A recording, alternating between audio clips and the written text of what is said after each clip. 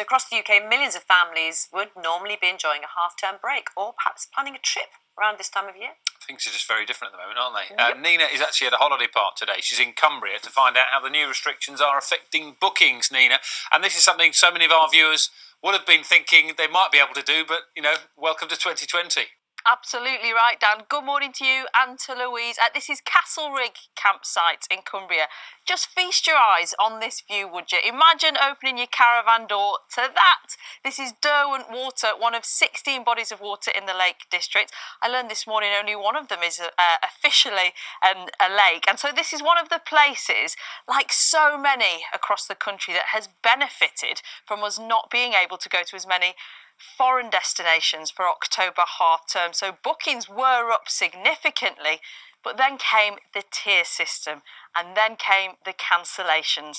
Let me just remind you what you can and can't do according to the guidelines depending on where you live. So first of all, if you are in tier 1, so with the medium alert system, you can travel to other tier 1 places and you can stay overnight with other households from tier 1 places as long as there are 6 people or fewer.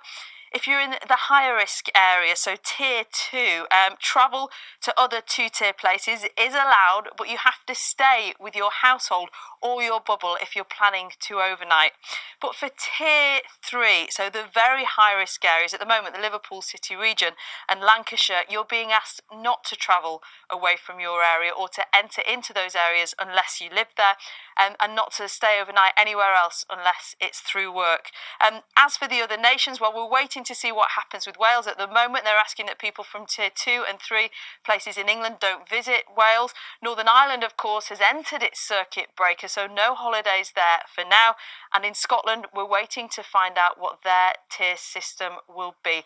Little wonder, with all of those complexities, that fewer than half of families are now planning an October half-term break. And Visit Britain has said that confidence has really plummeted. About 1 in 3 self-catering accommodation places has reported an increase in cancellations. On average, that is costing each business £15,000. Let's talk to David, who runs this site. It's been in his family for 3 generations, so obviously means a great deal to him. Good morning. Thanks for having us. When you look at how things were in the run-up to October half-term and the subsequent changes through the tier system, what a roller coaster. It certainly is, yes. Trying to navigate all the different rules and regulations that are changing has been a challenge for ourselves and our staff. And what's been the biggest question when customers have been calling you ahead of half term? Certainly wanting some guidance, wanting to know what, in terms, if they have to cancel, would they be able to transfer, would they be able to have a refund? Obviously, if they are from a tier 3 area, we'd happily either refund them, transfer to another date, and just urging them to follow their own local guidelines and restrictions. It's quite a big responsibility for you though, David, isn't it? You're having to almost police those rules at the same time, make sure people have a nice time on their holidays. It's really difficult. Yeah, there is quite a lot of grey areas. Somebody may be on holiday already that is in a lockdown tier, but with a touring caravan, a motorhome, you may have spent a week in the north of the county or at Hadrian's Wall. So you may not actually be travelling from your place of residence, your address. You may be travelling on from where you've been on holiday for a week earlier. So very difficult, a lot of grey areas. And poses lots of questions for thousands of businesses. Thank you, David. Gill, you're talking to places throughout Cumbria. You work for the tourist board round here. Good morning. Overall, how do you think the year will look when we compare it to previous years? Because yes, staycations have been up, but then we're getting these knocks, aren't we, time after time? You used the word roller coaster earlier, and that's exactly what the year's been. And so far, we estimate that the value of the visitor economy here in Cumbria, where it's so important to communities, and we've lost more than half of that already this year. Wow. Looking at a business like David's, he's not been able to operate anywhere near his full capacity. So even though he's been open, and if you like, he's been busy against reduced capacity. And we're looking at Wales waiting for their announcement. Northern Ireland have already called it. Would a circuit breaker for England be preferable for you and for the businesses you talk to?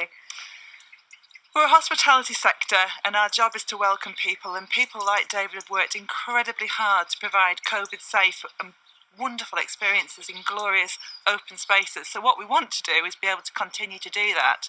It's not for us to make that decision.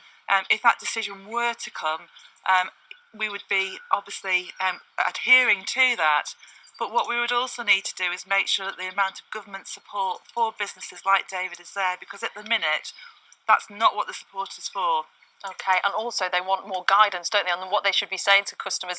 If you have booked a holiday and it's looking like you might have to cancel because your tier has changed, talk as quickly as you can do to the person that you've booked with. It could be, I think this car's great, it could be that you're entitled to a free refund if they have to cancel, but also you might get a credit note for later in the year or next year even. But there is no simple solution to this at the moment, I'm afraid.